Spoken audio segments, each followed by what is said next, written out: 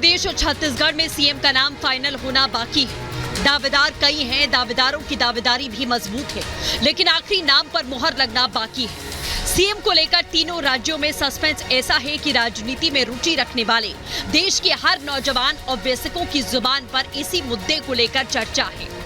हालांकि बीजेपी तीनों राज्यों के सीएम कैंडिडेट का नाम फाइनल करने के लिए तीनों ही राज्यों में पर्यवेक्षकों की टीम भेजने का ऐलान कर चुकी है, जो तीनों राज्यों में विधायक दल से मिलकर सीएम कैंडिडेट को लेकर उनके साथ चर्चा करेंगे और पूरी जानकारी पार्टी आलाकमान के साथ साझा करेंगे।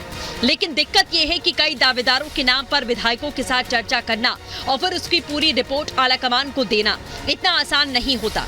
यही वजह है कि तीनों राज्यों के मुख्यमंत्रियों का नाम फाइनल करने को लेकर खुद बीजेपी का शीर्ष नेतृत्व एक्टिव है।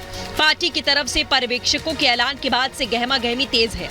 एक तरफ जहां बीजेपी अध्यक्ष जेपी नड्डा राजस्थान के विधायकों के साथ चर्चा करने वाले हैं, तो दूसरी ओर पर्यवेक्षकों की टीम रविवार को छत्तीसगढ़ और सोमवार को मध्य प्रदेश में बीजेपी विधायक दल की बैठक में शामिल होकर सभी विधायकों के साथ सीएम के चेहरे पर चर्चा करने वाले हैं।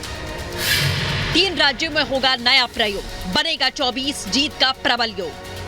ये बात जग जाहिर है कि राजस्थान, मध्य प्रदेश और छत्तीसगढ़ तीनों ही राज्यों में सीएम के दावेदारों की एक कतार खड़ी है और पार्टी के दिग्गज नेता तमाम राजनीतिक गुणाभाग के जरिए इस बात की पूरी कोशिश में लगे हैं कि पार्टी आलाकमान उनके नाम पर आखिरी मुहर लगाए। राजस्थान में तो इसके लिए बकायदा महारानी वसुंधरा राजे और बाबा बालकनाथ दिल्ली की दहलीज पर अपनी अपनी हाजिरी लगा चुके हैं। लेकिन जिस तरह से पार्टी का शीर्ष नेतृत्व इस मुद्दे पर लगातार खामोश बना हुआ है, उसे देखते हुए इस बात की संभावना जोर पकड़ रही है कि बीजेपी सीएम फेस के सहारे अगले साल होने वाले लोकसभा चुनाव के समीकरण का पूरा ख्याल रखेगी, ताकि नए सीएम का चेहरा लोकसभा चुनाव में बीजेपी की जीत की गारंटी बन जाए। बीजेपी को समाज के हर वर्ग का रिकॉर्ड समर्थन मिले।